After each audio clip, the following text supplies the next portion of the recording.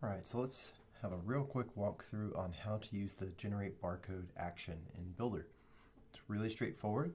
You're usually going to run this on like a button click or on any event. Sometimes on page load, maybe you'll run this.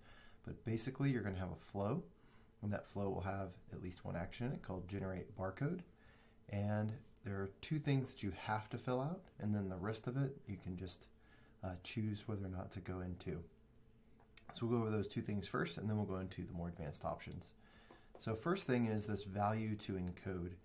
So there needs to be a value provided to the action for it to encode into a barcode. Now, this could literally come from anywhere in your project, so you can change the input type and have it come from anywhere.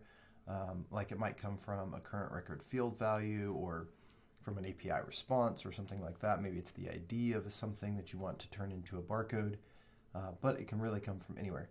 In this case, in this example, I have it set up to come from this barcode value input, and that way I can type something in, click the button, and then it'll generate the barcode from that value. And then the second thing that you have to make sure and fill out is the image element for display. So this you're going to need to select an image on the page. So you do need to have an image on the page. You can style the image how you want to. In my case, I've got it defaulted with nothing in it, so it doesn't show up until you click the button. So those are literally the only requirements for this action. So let's just take a quick look and see what that looks like when we preview it. So I'll just type in 1, 2, 3, 4, 5, 6, 7, 8, 9, 0, and we'll hit Generate Barcode, and it creates our barcode image. Now this is a normal image. You can do all the normal things with like a right-click menu on it. But there are some options that we can do to change out the things on here if we'd like to. So for instance, I can go into advanced options and I can change the format. Now the formats are pretty complex, so I'm not going to try to go through all of those, but I've linked out to the Wikipedia page that describes all the different formats, and by default you can just leave this empty. 99% of the time you're just trying to make a barcode, you can do that.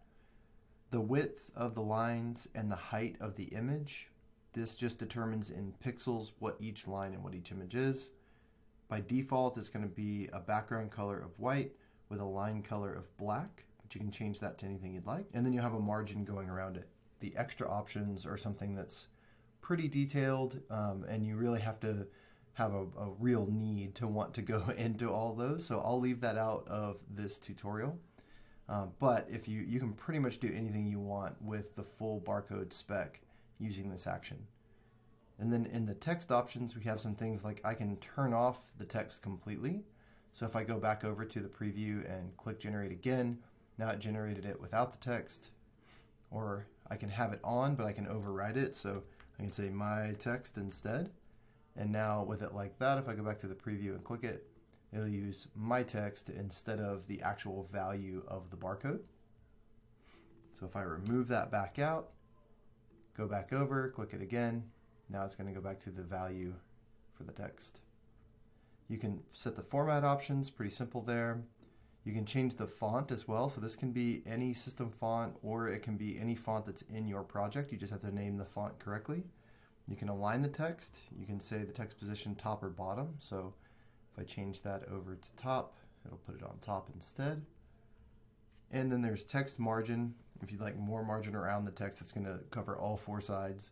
And then you can also change the font size to anything you'd like. So if I take this up to 32 and make a 4-pixel margin, and we go click that Generate Barcode again, you can see it gets much larger. So you can play with all those options as needed and really make it your own, make it generate as you need to. And that's it for the Generate Barcode action.